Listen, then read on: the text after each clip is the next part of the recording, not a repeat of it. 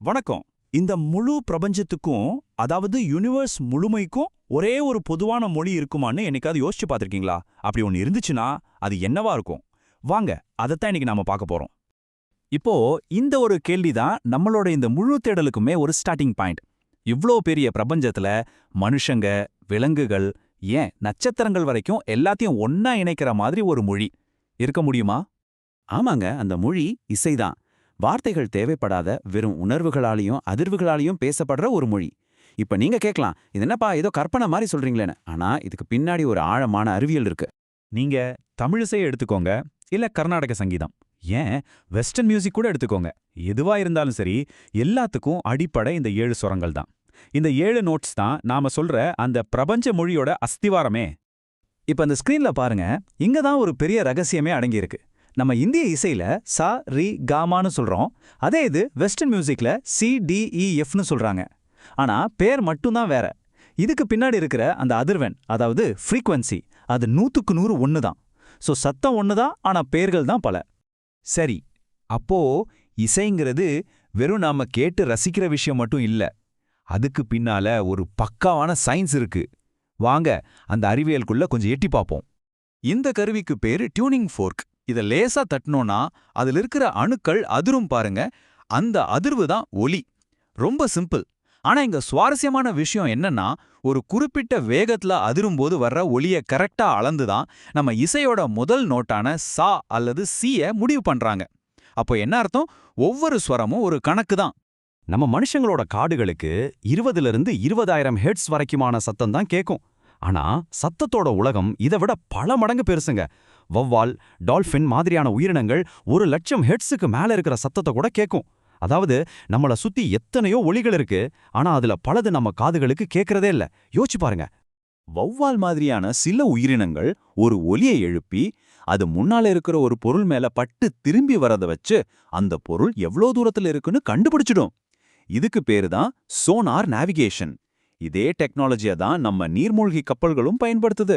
பாத்தீங்களா ஒலியோட அறிவியல் எங்கெல்லாம் பயன்படுதுன்னு?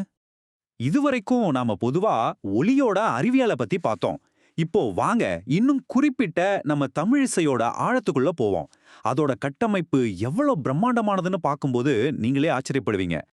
இந்த டேபிள பார்த்தாலே உங்களுக்கு புரியும் இந்திய இசை எவ்வளோ பெரிய கடல்னு.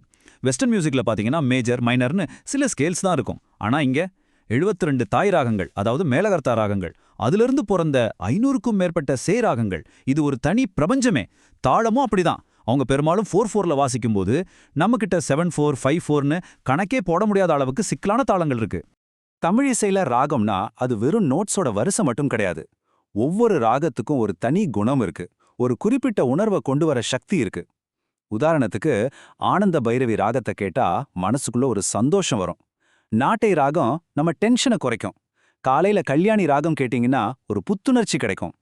இது வெறும் மியூசிக் இல்ல, இது ஒரு தெரப்பி. இங்க ஒரு சுவாரஸ்யமான வரலாற்று தகவல் இருக்கு. நம்மளோட பண்டைய தமிழிசை தான் இன்னைக்கு நம்ம கேட்கிற பல உலக இசை வடிவங்களுக்கு மூலமா இருந்திருக்கலான்னு சில ஆய்வாளர்கள் சொல்றாங்க. உதாரணமா அரேபிய இசையில இருக்கிற மக்காம், பாரசீக இசையில இருக்கிற தஸ்கா, இதுக்கெல்லாம் நம்ம தமிழ் இசை ஒரு இன்ஸ்பிரேஷனா இருந்திருக்க அதிக வாய்ப்பு இருக்கு. சரி, இவ்வளவு ஆழமான இவ்வளவு சிறப்பான ஒரு கலை மரபு இன்னைக்கு என்ன நிலைமையில இருக்கு? இங்கதான் மனச கஷ்டப்படுத்துற ஒரு விஷயம் நமக்கு காத்திருக்கு. இந்த கேள்வி எனக்கு மட்டும் இல்ல, நம்ம எல்லாருக்கும் தான். இவ்வளோ பெருமையான, அறிவியல் பூர்வமான, ஆழமான ஒரு கலைய இன்னைக்கு யார் ஒதுக்கி வைக்கிறாங்க? இதுக்கு கிடைக்கிற பதில் ரொம்ப அதிர்ச்சியா இருக்கலாம். ஆனா அதுதான் உண்மை.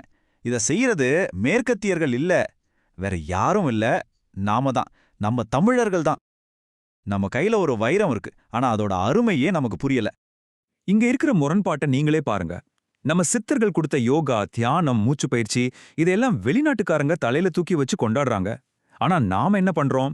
நம்மோட இசை, நடனம்னு நம்மளோட காலத்தால் அழியாத கலைகளை எல்லாம் இதெல்லாம் பழசுன்னு சொல்லி ஓரங்கட்டுறோம். இது எவ்வளோ பெரிய முட்டாள்தனம் இல்லையா? ஓகே, பிரச்சனை இருக்கு, ஒத்துக்குறோம். ஆனா இதுக்கு தீர்வு இல்லையா? நிச்சயம் இருக்கு. நம்பிக்கையோட அந்த வழியை பத்தி நாம இப்ப பார்ப்போம். இந்த ஊமைய கொஞ்சம் கேட்டு பாருங்க. இது எவ்வளவு ஆழமானதுன்னு உங்களுக்கே புரியும்.